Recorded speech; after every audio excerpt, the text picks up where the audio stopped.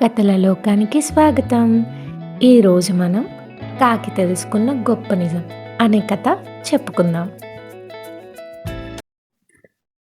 అనగనగా ఒక పెద్ద అడవి. ఆ అడవి పక్కనే ఒక అందమైన పల్లెటూరు ఉండేది. ఆ పల్లెలో ఒక కాకి నివసించేది.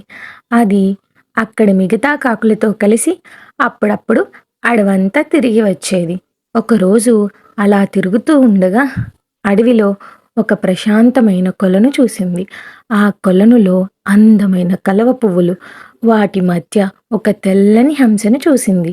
ఆ హంస ఎంతో అందంగా, ప్రశాంతంగా కనిపించింది. అప్పుడు కాకి మనసులో అనుకుంది, అయ్యో, ఈ హంస ఎంత అందంగా ఉంది. ఇది ఎంత సంతోషంగా ఉంటుందో. నా జీవితం ఎందుకు ఇలా ఉంది? ఆలోచనలు ఆగక కాకి నేరుగా హంస దగ్గరకు వెళ్ళి తన మనసులో మాట చెప్పింది. అప్పుడు హంస మెల్లగా నవ్వుతూ అంది, నేను ఒకప్పుడు నీలాగే అనుకునేదాన్ని, కానీ ఒకరోజు చిలుకను చూశాక నా అభిప్రాయం మారిపోయింది. ఆ ఎరుపు ఆకుపచ్చ రంగుల్లో చిలుక ఎంత అందంగా ఉంటుందో తెలుసా? అంది హంస. హంస మాటలు విన్న కాకికి వెంటనే చిలుకను వెతుక్కుంటూ వెళ్ళింది. కొంతసేపటికి ఒక చెట్టుపై కూర్చుని ఉన్న చిలుకను చూసింది. హంస చెప్పిన మాటలన్నీ చిలుకకు చెప్పింది. అప్పుడు చిలుక కాస్త ఆలోచిస్తూ అంది, అవును, నా రంగులు అందంగా ఉంటాయి, కానీ నేను కూడా నెమలిని చూశాక అసూయపడ్డాను. నాకైతే 2 రంగులే, కానీ నెమలికి ఎన్నో రంగులో. అసలు అందం అంటే దాందే. ఇది విన్న కాకి ఇప్పుడు ఎలా అయినా నెమలిని చూడాలని నిర్ణయించుకుంది.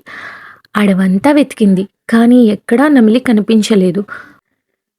కొన్ని రోజుల తరువాత దగ్గరలోని ఒక ఊర్లో జూ ఉందని తెలిసి అక్కడికి వెళ్ళింది. అక్కడ ఒక పెద్ద పంజరంలో ఒక అందమైన నెమలిని చూసింది. కాకి ఆనందంగా దగ్గరికి వెళ్ళి అంది, నువ్వు ప్రపంచంలోనే అందమైన పక్షివి. అందరూ నిన్ను ఇష్టపడతారు. ఎంత అదృష్టం నీది. అంది కాకి. కాకి మాటలు విన్న నెమలి మాత్రం దుఃఖంగా చూసింది. నా అందమే నా దురదృష్టమయ్యింది. అని మెల్లగా అంది నెమలి. అడవిలో ఉన్నప్పుడు వేటగాళ్ళు భయంతో దాక్కుంటూ తిరిగాను. చివరికి వాళ్ళ చేతిలో చిక్కి ఈ జూలో బందీ అయ్యాను. ఇప్పుడు నేను స్వేచ్ఛగా ఎగరలేను, అడవిలో తిరగలేను. ఇక్కడ చాలా పక్షులు బందీగా పెట్టారు, కానీ ఇక్కడ ఒక పక్షి మాత్రం బందీగా లేదు. అది కాకి. నువ్వు నిజంగా అదృష్టవంతురాలివి. నువ్వు ఎక్కడికైనా స్వేచ్ఛగా తిరగగలవు. అంది నెమలి. ఈ మాటలు విన్న కాకికి ఒక్కసారిగా నిజం గ్రహించింది. నేను ఎంత అదృష్టవంతురాలనో ఇప్పుడు అర్థమైంది అని అనుకుంది. ఆ రోజు నుండి కాకి ఎప్పుడూ ఇతర పక్షులతో పోల్చుకోలేదు. తాను ఉన్న స్వేచ్ఛను ఆస్వాదిస్తూ ఆనందంగా జీవించడం మొదలుపెట్టింది.